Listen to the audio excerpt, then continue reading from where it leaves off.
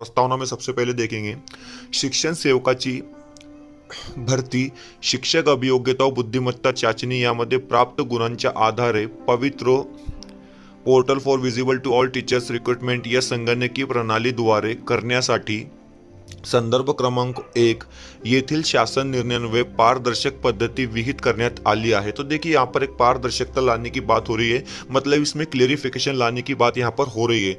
दरम्यानच्या काळात पवित्र या प्रणालीद्वारे भरती प्रक्रिया राबविताना सदर कार्यपद्धतीमध्ये बदल सुधारणा करणे व काही तरतुदी नव्याने समाविष्ट करण्याची आवश्यकता असल्याचे शासनाच्या निर्देशनास आल्याने उक्त संदर्भ क्रमांक 2 येथील शासन निर्णयान्वये दिनांक 7/2/2019च्या शासन निर्णयामधील काही तरतुदी वगळण्यात येऊन नव्याने तरतुदी समाविष्ट करण्यात आलेल्या आहे। तो देखिए यहाँ पर साफ साफ बताया जा रहा है कि 7 फरवरी 2019 का जो शासन निर्णय था उसमें कुछ चीज़ों को निकाल दिया गया था और कुछ चीज़ों को इंक्लूड किए गए थे नए से। ठीक है, तसेच सद्यस्थितीत स्थानिक स्वराज्य संस्थांच्या शाळांमध्ये प्रवेशित विद्यार्थ्यांची संख्या वाढण्याच्या दृष्टीने उपाययोजना करण्याची गरज निर्माण झालेली आहे। तो और यहाँ पर बताया जा रहा है कि जो स्थानिक स्वराज्य संस्था की जो स्कूलें होती है उसमें विद्यार्थियों की पट संख्या बढ़ाने के हिसाब से कुछ विशिष्ट लक्ष्य देने की बात यहाँ पर बताई गई है। त्या अनुषंगाने इंग्रजी माध्यमातून विद्यार्थ्यांना करावयाच्या अध्यापनाच्या दर्जामध्ये गुणात्मक सुधारणा करणे आवश्यक आहे, जेणेकरून स्थानिक स्वराज्य संस्थांच्या शाळेमध्ये चालू करण्यात आलेल्या परंतु विद्यार्थ्यांच्या उपस्थिती अभावी बंद पडण्याची शक्यता असलेल्या मराठी व सेमी इंग्रजी शाळा निरंतर सुरू राहतील।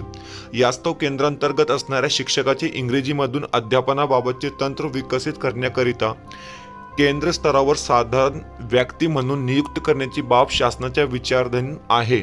ठीक है, उसके बाद हम यहाँ पर देखेंगे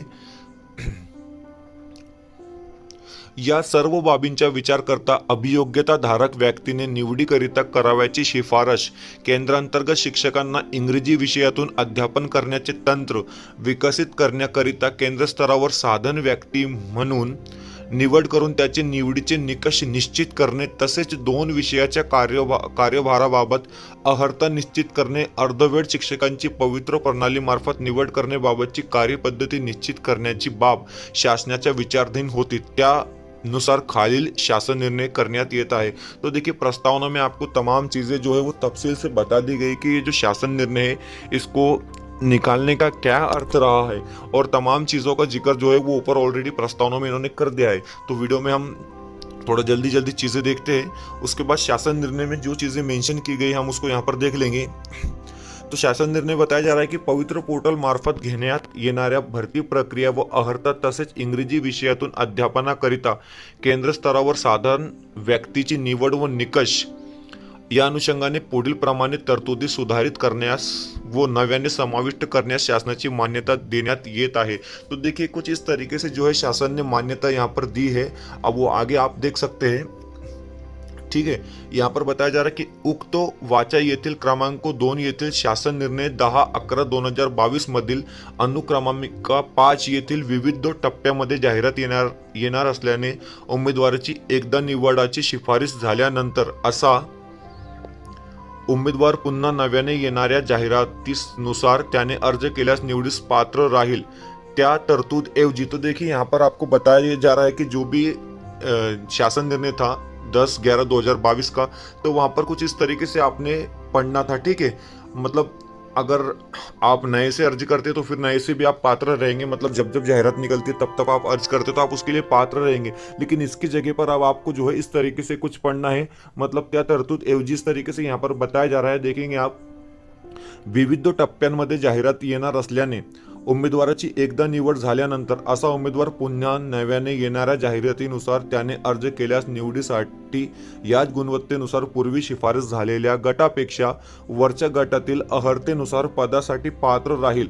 उमेदवारास पूर्वी निवड झालेल्या त्याच गटासाठी अर्ज करायचा झाल्यास नव्याने चाचणी परीक्षा दिल्यानंतर गुणवत्तेनुसार पुन्हा त्याच गटासाठी पात्र ठरेल ऐसा समाविष्ट करण्यात येत है। तो देखिए इस तरीके से जो है चीज़ें अभी डाली गई है उसमें, जिसके बारे में हम ऊपर बात कर रहे थे। जो 22/11 का जो शासन निर्णय था उसमें बताया जा रहा था कि बार बार जो है आप जो है अप्लाई कर सकते हैं, लेकिन उसकी जगह पर इस तरीके से यहाँ पर चीज़ें मेंशन की गई है। आप इसको ध्यान से जो है PDF में से भी पढ़ सकते हैं। हम आगे का 3 नंबर का टॉपिक यहाँ पर देखते हैं।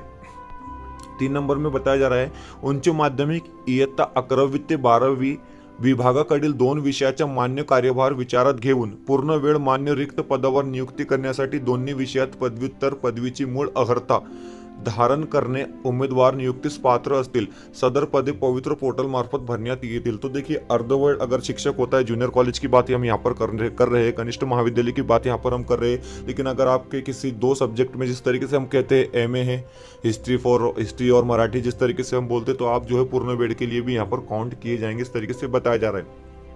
4 नंबर के टॉपिक में बताया जा रहा है की उच्च माध्यमिक इयत्ता 11वी ते 12वी या गटातील संच मान्यतेत मूळ मंजूरपैकी रिक्त असलेली अर्धवेळ पदे तासिका तत्वावरील वगळून पवित्र या प्रणाली मार्फत पद भरती करण्यात येईल। ठीक है।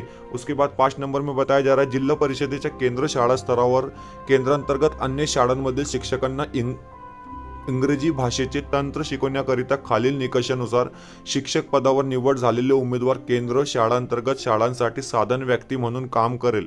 सदरची नियुक्ती जिल्हा परिषदेकडील उपलब्ध रिक्त पदांमधून होईल। सदरची निवड करताना पुढील निकष प्राधान्यक्रम विचारात घेण्यात यावे। तो देखिए कुछ हिदायतें दी गई है, कुछ प्राधान्यक्रम और निकष यहाँ पर दिए गए कि किस तरीके से इनका सिलेक्शन होने वाला है। यहाँ पर वो चीज़ें बताई गई है। सबसे पहली बात देखिए आप यहाँ पर पदांच्या अर्हतेनुसार संपूर्ण शिक्षण इंग्रजी माध्यमातून झालेले उमेदवार शैक्षणिक व व्यावसायिक अर्हता इंग्रजी माध्यमातून पूर्ण। ठीक है। उसके बाद दूसरा है पदांच्या अर्हतेनुसार संपूर्ण शिक्षण इंग्रजी माध्यमातून व व्यावसायिक अर्हता अन्य कोणत्याही माध्यमातून शिक्षण झालेले उमेदवार।